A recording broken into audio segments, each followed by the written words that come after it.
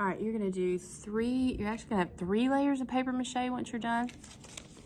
Your first layer will be newspaper.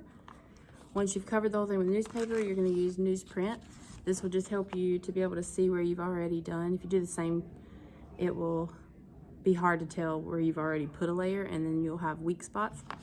So to start, once you have everything built up, you're gonna take a piece of newspaper and you're gonna rip it in about, I'm just ripping on the fold of the newspaper right here. You're gonna rip it in about 1-inch strips, which is about the width of your fingertip. And if you just pull these and make you a little, go ahead and make you a little pile before you get your hands in the glue. That way you won't be grabbing as you're working. So go ahead and rip you some pieces. And you don't want them too terribly long either, so I'm just going to take the strips that I did and just rip that about 3 times. This is a fold, so do that one a little shorter. You can rip pieces as you go. If you come to a place where it's just too long and it won't lay flat, you can always rip the piece you're holding into smaller pieces, and you'll find where you need to do that as you go. I'll show you. All right, so in these containers are your glue.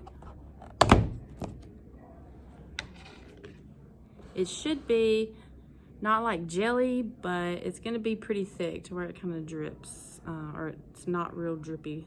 It's a very thick drop as it goes. If it's too thick, bring it to me and I'll add some water. All right, so what you're gonna do is you're gonna try to take pieces of newspaper and go over the entire thing. Now, if you will, as you work, you want to overlap pieces. So I'm just laying that down on here.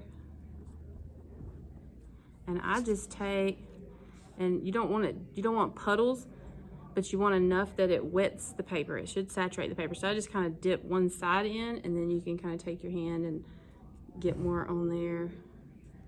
And I'm just overlapping the piece that I just put on there so that it lays flat. All right, if you try coming in like on the toe, for instance, and you try going over that curve, it's probably not gonna lay flat. It's gonna stick up from the shoe. So that's where you just kind of have to work it to where it lays pretty flat.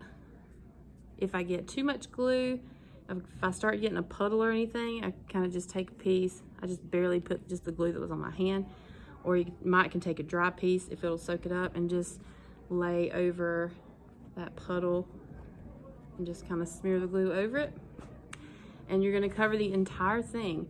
If you get to places like here where this joins, there's a right angle right there, it's gonna be hard to do a big strip, but you wanna cover that seam. So it may be that you have to take smaller pieces and just kind of fit them over where this joins this, and just kind of work it around that. If you have little places like that, if it doesn't lay flat, tear it into a smaller piece, because you don't want, if it's sticking up all over the place, it's just going to be a pain and it's not going to get smooth when you put your final layer on there. Okay, so you're going to cover the entire thing with newspaper first. Pick if sometimes it's aggravating, that first layer can be aggravating. You are going to cover the bottom, and if you have a heel that's something that's very open, you're probably going to want to cover the whole inside.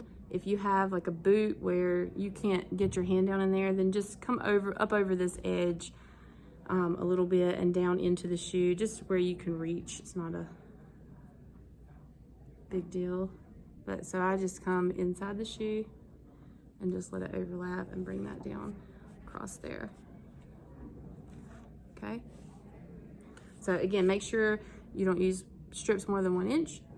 Make sure they're overlapping. If you go in different directions, it will help with the strength. Because these first 2 layers are just to build the strength of the shoe. You want it to be a nice sturdy sculpture. All right, your next layer will be the newsprint, and you're just gonna do the same thing. Tear that in like 1-inch strips and do the same process over. You can work, if you finish your newspaper layer and you're ready to go and we still have time, then go ahead and start with your newsprint layer and get that built up before we put on our final layer, which will be thumb-sized pieces that you do over the whole thing, to make it so that you don't have all these lines, because you want it to be kind of unified. You don't want to see all those lines of the paper going in different directions. All right, so layer of newspaper, layer of newsprint, and then we will cover how to add your color.